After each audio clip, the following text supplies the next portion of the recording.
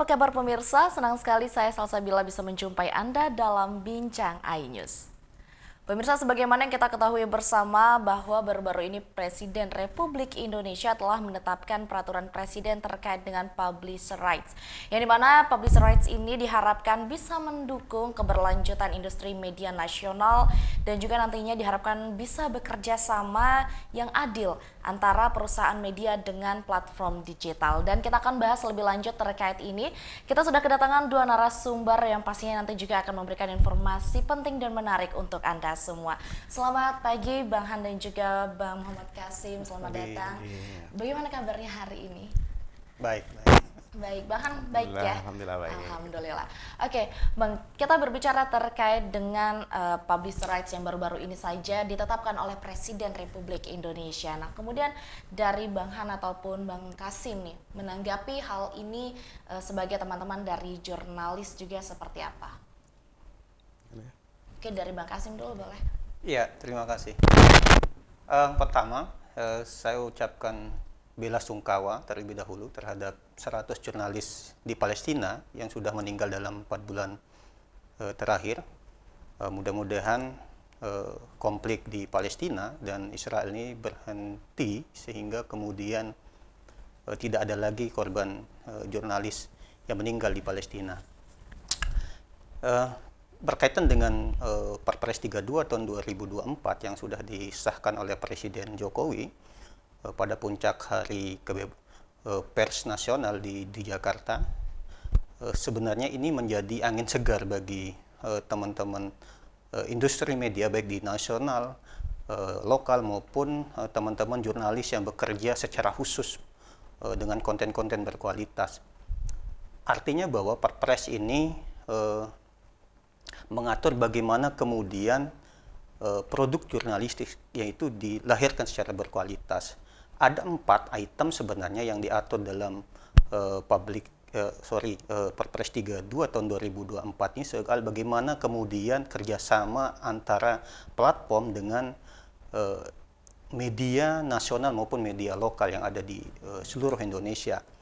Tetapi menjadi tantangan adalah bagaimana kemudian media lokal yang saat ini belum terverifikasi Dewan Pers, karena memang syarat untuk kerjasama dengan platform baik itu Google, Instagram dan lain sebagainya, Meta dan lain sebagainya, ini adalah bagaimana kemudian media itu sudah terverifikasi ke Dewan Pers. Nah, faktanya di Nusa Tenggara Barat bahkan di beberapa daerah di Indonesia banyak media-media kita, media lokal kita tidak terverifikasi di Dewan Pers, sehingga ini menjadi tantangan ke depan bagaimana kemudian keberlangsungan media yang lokal yang tidak terverifikasi di Dewan Pers. Tetapi bagi kami, AJI melihat bahwa ini adalah angin segar bagi industri media yang ada di seluruh Indonesia, bagaimana kemudian ada jaminan bahwa bagi hasil terhadap produk jurnalistik yang ditayangkan di platform itu sendiri. Kemudian dari Bang Han, apakah ada yang ingin ditambahkan? Baik, apa yang disampaikan oleh Saudara Kasim dari AJI juga dan kami dari AMSI juga menilai bahwa dengan disahkannya Perpres Publisher Right ini berarti media yang ada di Indonesia saat ini berada di masa keemasan gitu untuk kedepannya.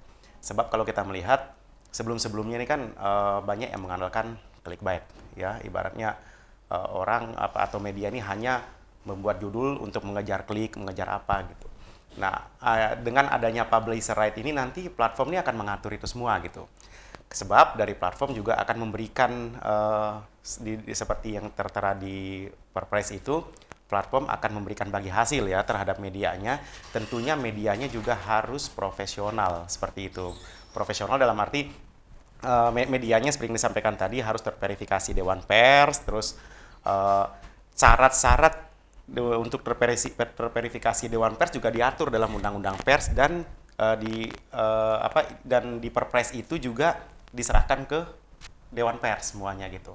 Salah satu syaratnya misalnya setiap media yang dari Pemretnya sendiri dari pemimpin redaksinya harus memiliki sertifikat wartawan utama gitu.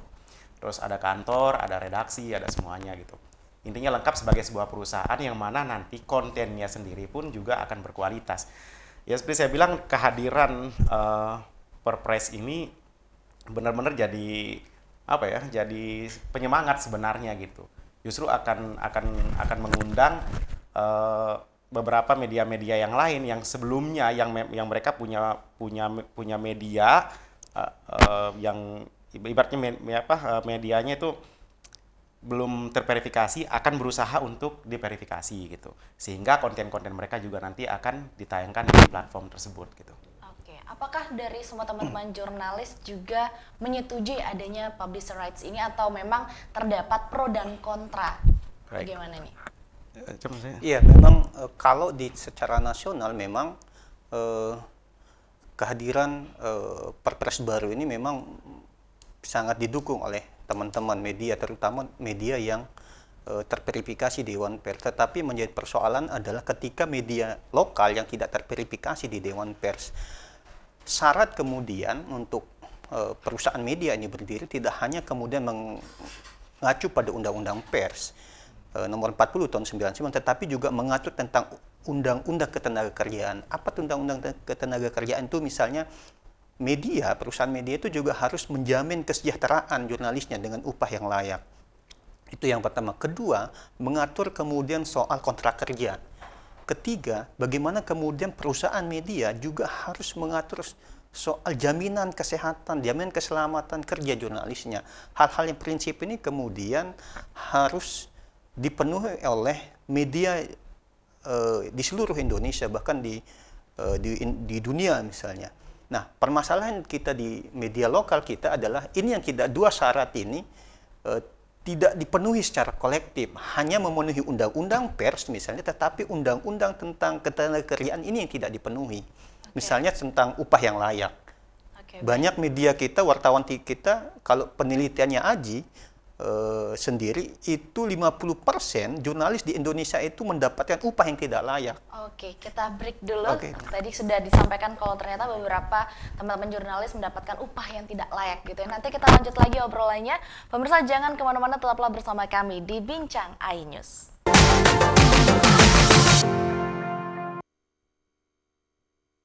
Pesta demokrasi di depan mata. Jadilah bagian penting sejarah kemajuan bangsa. Ikuti update pemilu 2024 Terkini dan terlengkap. bersama program-program terbaik. Indonesia Memilih. Breaking news. Sudah saya serahkan. Debat Pilpres 2024. Perubahan ini berjalan terus. Pemerintah yang bersih. Quick Count Pemilu. iNews Election Center.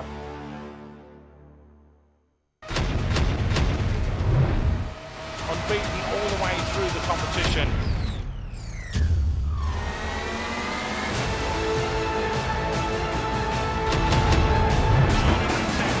Surely that is game over. And it's happened in the final. He scored and stuck his stride against them. AFC Asian Cup 2023. Live di iNews. Formula E World Championship kembali digelar. For the first time, we go green. Balapan lengkap sepanjang tahun. Beradu kecepatan menjadi sang juara.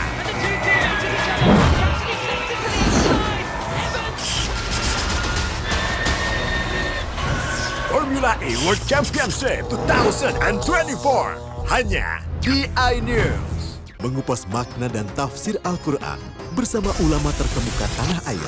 Kaum min kaum khairun minal yadis suflah. Nggak bakal bisa dibayar oleh dunia dan seisinya. Jelas, lugas untuk kehidupan sehari-hari. Di antara yang merusak hati adalah buruk sangka. Wa aqimus shalah wa atuz zakah. Itu pun sejajar dengan jihad fisabilillah. Cahaya Hati Indonesia, Sabtu dan Minggu pukul 12 siang di iNews.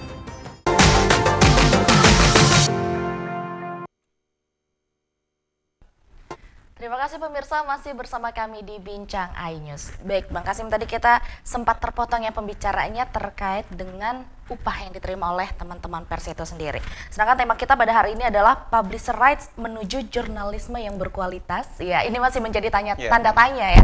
Kemudian bisa dilanjutkan lagi, Bang Kasim, terkait itu. Dengan Perpres ini sebenarnya tidak hanya kemudian media itu menekan platform, tetapi juga media juga harus memiliki tanggung jawab melahirkan produk jurnalisme yang berkualitas. Berkualitas tentunya perusahaan media juga harus memberikan pelatihan terhadap jurnalisnya. Itu yang pertama. Kedua, lebih sering kemudian media-media ini memberikan pemahaman tentang kode etik dan etika jurnalistik ketika meliput suatu konflik dan lain sebagainya. Ketiga adalah bagaimana kemudian media juga harus menjamin keselamatan jurnalisnya. Tidak hanya bicara soal tanggung jawab platform, tapi juga medianya juga memiliki tanggung jawab. Artinya pelatihan ini penting untuk peningkatan kapasitas jurnalisnya, sehingga melahirkan produk jurnalisme yang berkualitas. Lahirnya produk jurnalisme berkualitas tentunya ini sangat dinantikan oleh pembaca. Tidak hanya kemudian pembaca ini disuguhkan dengan clickbait, tapi yang paling penting adalah clickable. Clickable-nya adalah bagaimana kemudian media memberikan solusi terhadap permasalahan-permasalahan sosial yang muncul atau melakukan kontrol terhadap kebijakan pemerintah, sehingga produk jurnalisme berkualitas ini sangat penting ketika dilahirkan Perpres 32 tahun 2024 ini. Oke, baik. Kemudian sebenarnya ini mungkin Bang Han bisa menjawab atau menjelaskan penting atau tidak sih sebenarnya publisher rights ini? Menurut kami dari Asosiasi Media Siber Indonesia itu kami merasa sangat penting karena publisher rights ini memang dari awal kita sudah meminta agar Presiden segera menandatangani ini sudah dari tahun lalu, dari tahun 2023 ya saat itu. Dan saat pembahasan masalah publisher rights ini juga ada pro dan kontra, namun akhirnya Presiden Jokowi mensahkan itu. Tujuannya sih karena dari situ akan dari tujuan ini kita akan tahu penting apa tidaknya. Tujuan dari publisher right ini kan publisher ini hak penerbit. Ya, di situ ada yang akan dibayarkan ke medianya dan medianya seperti apa yang akan yang akan dilakukan medianya agar mereka mendapatkan bayaran dari platform-platform tersebut gitu. Nah, sehingga di sini juga akan memunculkan cara bagi media seperti saya bilang tadi untuk lebih aktif lagi menjadi sebuah industri media gitu. Bukan hanya sebatas punya website terus mengisi konten dan selesai di situ. Namun juga persyaratan-persyaratan lain sebagai industri media tuh harus ada di situ. Sehingga nanti di Indonesia nih seluruh media yang muncul di platform ini juga media-media yang punya kualitas yang bagus gitu. Sehingga nanti tidak ada lagi, justru lebih menariknya lagi dengan publisher right juga akan menekan hoax ya. Sebab selama ini kita bisa lihat bahwa hoax itu kadang-kadang bermunculan dari media-media yang sekiranya saat ini dibikin medianya langsung bikin konten tanpa melihat dan Google menampilkan itu gitu. Cuma nanti kalau seandainya ada publisher right ini nanti semua media yang tidak sesuai dengan kualitas jurnalistiknya di situ, itu juga akan ditolak sama Google gitu, atau sama platform-platform yang lain gitu. Nah, cuman seperti saya sampaikan, saat ini Google juga sedang mengkaji juga sih gitu, apakah mereka sedang mengkaji lah publisher right ini, apakah mereka akan tunduk dengan Perpres ini atau bagaimana. Tapi sejauh ini kalau sudah Perpres sudah disahkan sama Presiden, saya yakin sih platform-platform ini juga akan mengikuti itu gitu.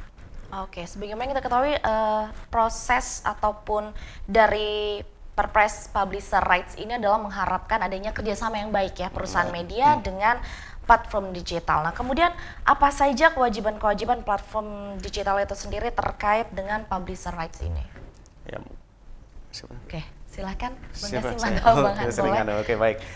Kalau untuk apa saja yang akan diberikan oleh platform ini kan, jadi platform ini kan juga bertanggung jawab lah untuk memenuhi hak-hak dari si penerbit ini gitu, atau si media ini gitu.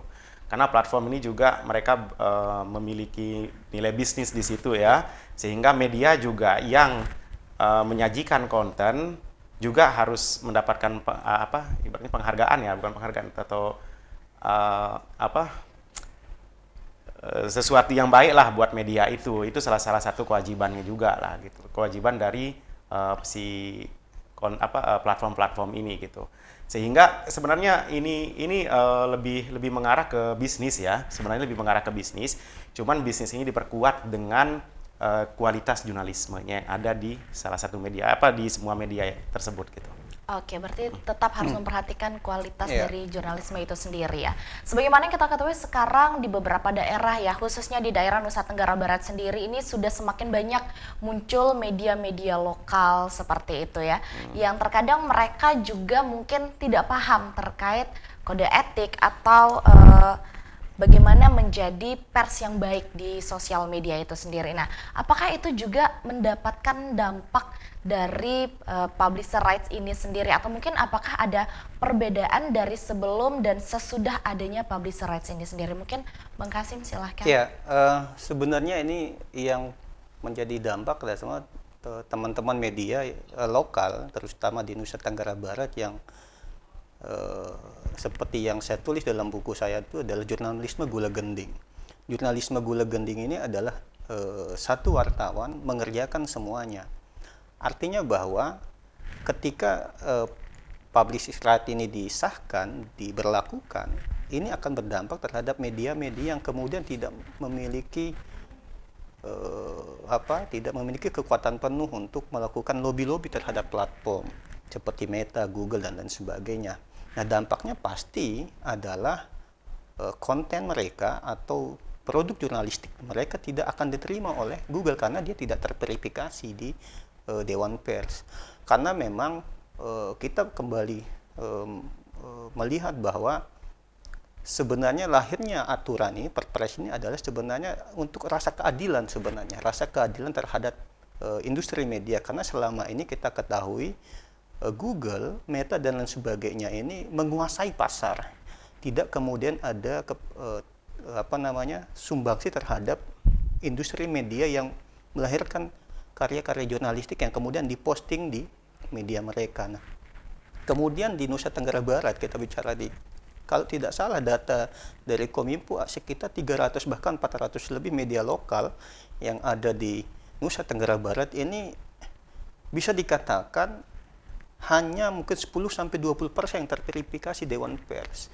Kalau data Dewan Pers di NTB hanya 4 atau 5 media cetak yang terverifikasi Dewan Pers, kemudian dan media online-nya mungkin hampir tidak sampai 10 yang terverifikasi Dewan Pers. Tentunya ini menjadi tantangan kita untuk kemudian bagaimana kemudian menjalin kerjasama dengan platform. Oke, baik. Nanti kita juga akan membahas terkait dengan apakah ini akan berdampak atau tidak terhadap konten kreator ya. Karena kita tahu sekarang banyak sekali konten-konten kreator yang mulai bermunculan seperti itu. Tapi kita tahan dulu, kita jeda sejenak. Jangan kemana-mana pemirsa, tetaplah bersama kami di Bincang iNews.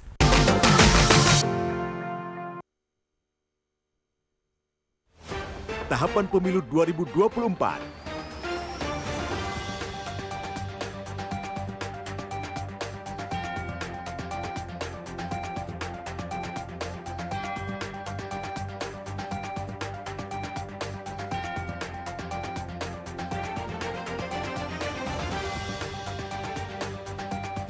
Ikuti informasi terkini seputar pemilu di semua program berita iNews. Mundur Wir, kita itu cari pemimpin masa depan, bukan pemimpin goyang dangdutan. Kita cari menantu yang berintegritas, bukan tahu-tahu ada di atas. Penyakit pemimpin tuh pikun. Suka lupa sama rakyat. Koalisi Tawa setiap minggu pukul 9 malam hanya di iNews. Bagi-bagi bansos. Dengerin. Saya nggak apa-apa. Money Weekendmu bersama program kuliner spesial. Kalapara, eksplor gokil wisata kuliner. Tempat makan yang jarang terekspos. Food Diary, mengupas sejarah kuliner, hidangan viral dari Nusantara sampai mancanegara. Mantap! Saksikan Kuliner Special Weekend, Sabtu dan Minggu pukul 10 pagi di iNews.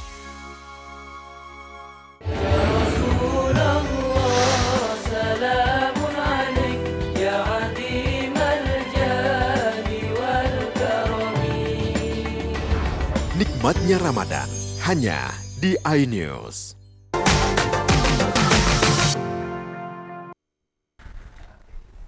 Terima kasih pemirsa masih bersama kami di Bincang iNews.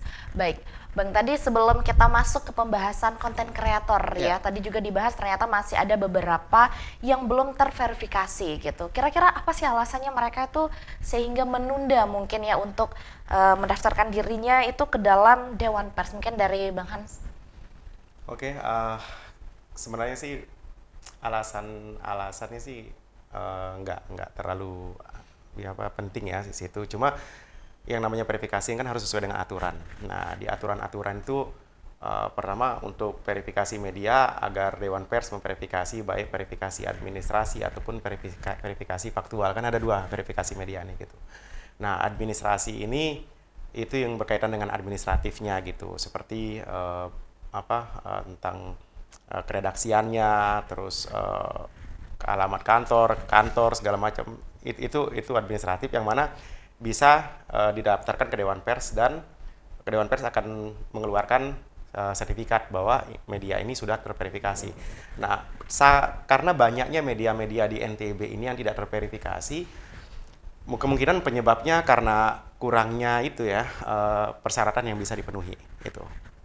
Misal di situ salah satunya kantor ya, kantor redaksi, terus jurnalisnya, terus pemretnya dan lain, dan ada juga persyaratan-persyaratan yang diberikan oleh Dewan Pers gitu. Nah, mungkin itu sih salah satu penyebabnya kenapa media-media di sini tuh agak sulit untuk memverifikasi, sehingga mereka tetap ada di sini tanpa ada verifikasi dari Dewan Pers gitu. Oke. Kemudian bagaimana terkait dengan konten kreator? Karena beberapa dari mereka juga ada yang mengkhawatirkan ya kalau ini akan membatasi ruang gerak mereka sebagai konten kreator yang non-news gitu. Silakan mungkin dari Bang Kasim atau Bang Hans. Iya, kan kalau public right ini sebenarnya tidak mengatur soal konten kreator sebenarnya, lebih bicara tentang bagaimana mengatur kerjasama antara media dengan platform sebenarnya. Artinya apa yang sudah dikatakan oleh Presiden ketika mengesahkan aturannya di Jakarta pada saat itu sebenarnya bukan menjadi kekhawatiran bagi teman-teman konten kreator sebenarnya, karena ini lebih pada membahas tentang industri media dengan platform. Karena seperti yang saya katakan bahwa media selama ini kan tidak pernah mendapatkan keadilan dari platform ini. Platform menayangkan konten atau produk jurnalistik, tetapi tidak ada feedbacknya, materi yang diberikan kepada media itu sendiri. Nah, sehingga kemudian teman-teman konten kreator ya tidak masuk dalam aturan Perpres 32 tahun 2024 itu. Mereka aman-aman aja ya gitu. Dari Bang Hans ada yang ingin ditambahkan? Ya, jadi mereka aman lah dari undang-undang ini gitu. Konten kreator silakan, ini tidak ada kaitannya dengan mereka. Even kalau seandainya nanti misal di konten mereka juga memunculkan news, nah di situ mungkin tidak seperti konten berita yang lainnya gitu ya, karena konten kreator kan gimana orang disajikan informasi yang sangat ringan gitu ya, bukan tentang peristiwa atau dengan pokoknya seperti yang mencakup dari hal pemberitaan gitu. Nah, sehingga menurut saya, dan memang sudah dijelaskan juga sama Presiden Jokowi bahwa konten kreator aman dari undang-undang ini gitu. Jadi mereka tidak terbebani dengan ini gitu. Dan ini hanya untuk media-media saja sih sebenarnya, publisher right ini gitu. Oke, berarti untuk teman-teman konten kreator tidak perlu ada yang dikhawatirkan ya sebenarnya. Selama informasi yang disajikan pun tidak menyangkut terkait pemberitaan yang berat ataupun terkait tadi yang katanya plagiat ataupun di sosial medianya seperti itu ya. Nah, kemudian kembali lagi ke tema kita, publisher rights ini menuju jurnalisme yang berkualitas. Nah, kemudian dari Bang Kasim sendiri mungkin apakah setuju nih dengan adanya publisher rights ini yang pada akhirnya benar-benar mewujudkan jurnalisme yang berkualitas? Pada prinsipnya kami AJI sebenarnya mendukung lahirnya Perpres 32 tahun 2024 tentang publisher right ini. Tetapi menjadi catatan kami adalah industri media tidak hanya mengejar keuntungan kepada platform, tetapi keuntungan itu juga harus menjamin bahwa kesejahteraan jurnalis itu juga harus diperhatikan. Itu yang pertama. Yang kedua adalah bagaimana kemudian perusahaan media juga memastikan keselamatan jurnalisnya. Itu yang kami tekankan, karena kalau bicara tentang bisnis to bisnis itu adalah kepentingan antara platform dan industri media, tetapi yang kami inginkan, Aji selalu mendorong bagaimana keselamatan, tidak boleh ada kekerasan dan kesejahteraan jurnalis itu harus diperhatikan.